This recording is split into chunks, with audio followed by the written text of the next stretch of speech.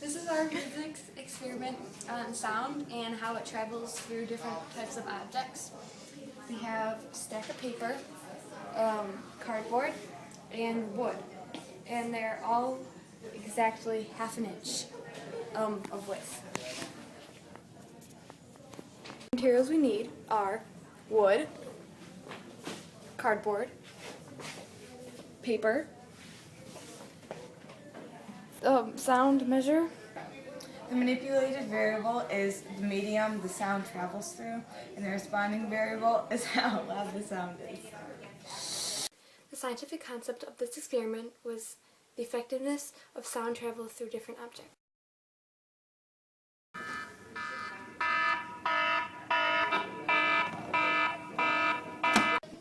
The needle on the meter moved between 7 and 10 every time for the paper.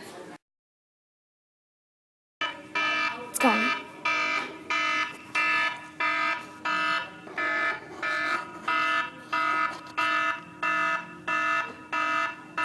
Alright, just stop. The meter went just barely past the 20 every time with the cardboard.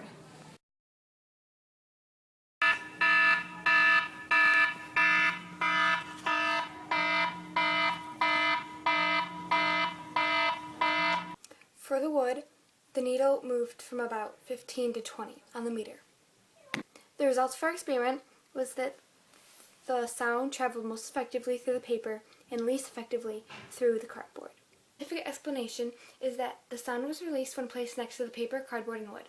The sound traveled through the particles in the medium and was detected by the microphone on the other side, which showed how loud the sound was after it had traveled through the object.